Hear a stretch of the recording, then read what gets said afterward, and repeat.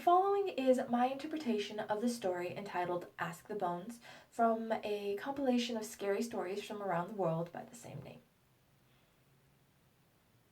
Yusuf had always tried to avoid the man with the cruel eyes who came into the outdoor marketplace to hire young servants, but he was running out of options.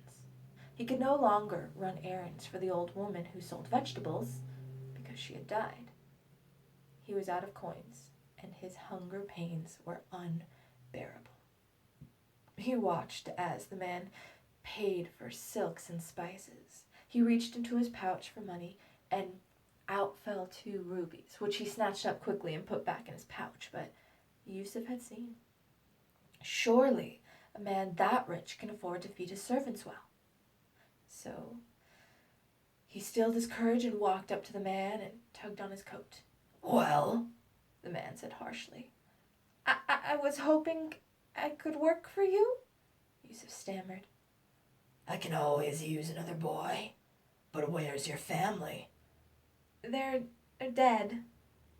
And the man's eyes glinted even more cruelly than before. "Come along, then."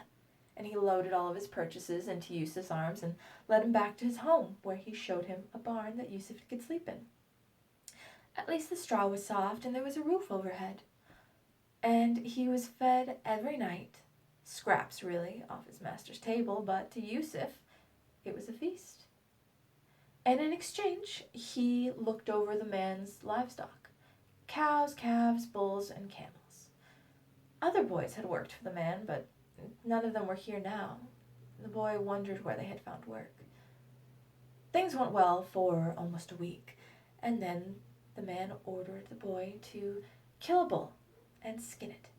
It was miserable, bloody work, but Yusuf did it, and no sooner had he washed the blood off his hands and face that he was ordered to prepare 2 camels. "One for me, and one for the hide." They set out, and Yusuf assumed they would head for the outdoor marketplace to sell the hide. But he became more and more worried as they headed out toward a desolate plain. It was exceedingly hot, and the rocks underfoot were sharp. Up ahead there was a mountain like a needle, with sides impossibly steep and no footholds in sight. By the time they arrived at the base of the mountain, Yusuf was sick with fear, as he should have been. The man ordered him to spread out the hide and lay on it. And Yusuf knew that the man was stronger than he was, so he squatted down on it, ready to jump up if he needed to. But the man pushed him down and tied that hide around him so quickly that Yusuf didn't even know what was happening. And then he hid behind a rock. And the giant bird swooped down and picked up the hide with Yusuf inside it. It flew up to the mountaintop and dropped them down with a thud. And the bird began tearing at the hide with its claws, and its beak punctured the hide and raked its sharp claws against Yusuf's shoulder. And Yusuf began to panic. He punched and fought the bird off until it flew away. And then he was shaking, but he managed to walk to the side of the mountain and looked down. And the cruel man shouted up, "Hurry! Throw me the gems that are around your feet." And he looked down and saw the ground was covered with diamonds, rubies, and emeralds, so he threw them over the side of the mountain by the handful. And the man grabbed some sacks from behind his saddle and started filling them with the gems. And then he loaded the sacks onto the back of one camel and got onto the other and started to ride off. "Wait! How do I get down?" Yusuf cried. "Don't ask me. Ask the bones." "What bones?" Yusuf wondered. And then he laid down with his head over the side of the mountain so he could look at the impossibly steep sides. And then he felt something under his chest, and he pulled it out and saw a skull about the size of his own. And he really looked around this time and saw leg bones, arm bones, finger bones, toe bones, and skulls everywhere. And his eyes started to fill with tears How many other boys had the man abandoned up here? How long until his own bones were picked clean? And then Yusuf was filled with anger, and he began searching all over the mountaintop until he found the bird's nest. And when he did, he knew there was hope. So he hid under the rim of the nest until the bird landed. And when it did, he jumped up and grabbed its leg, and the bird screeched and flew off and glided over the hot currents from the plains below. And Yusuf, he held on for dear life. Even when his arms and fingers began to ache, he wouldn't let go. Not until the bird dived low enough, and then he closed his eyes and dropped down to the earth. He landed hard against the rough sand and stones, but he was fine enough to stand. And then he walked back to the man's house. His plan was dangerous, but he was too angry to care, so he knocked on the door and asked for work. "I can always use another boy."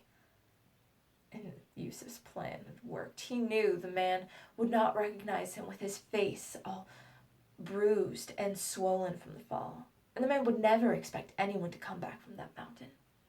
So, for the next few days, he worked for him until he was ordered to kill a bull and skin it.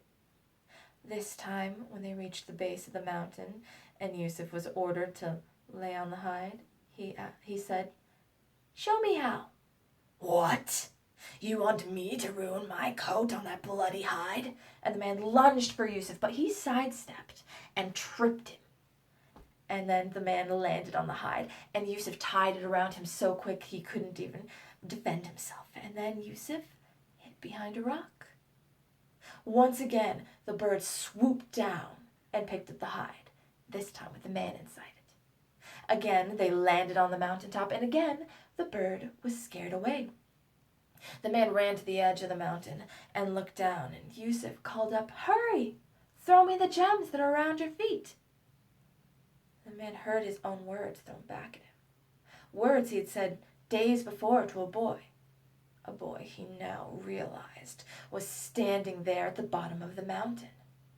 "Ah!" The man bellowed with rage, and he threw the hide over the side of the mountain, raining gems down. And he began tearing up the bird's nest and throwing bones up at the bird, and he scared it off. It never returned. Meanwhile, Yusuf was loading all of the gems into the sacks, and he put it on the back of one camel and got on the other to ride away. And the man went back to the edge of the mountain and called down, "How did you get down?" "I flew." "Flew?" And then he realized his mistake. He shouldn't have let the bird fly off. And then he asked, "But how do I get down?" And Yusuf was already riding away, but his words were carried up to the mountain on the wind. "Don't ask me. Ask the bones."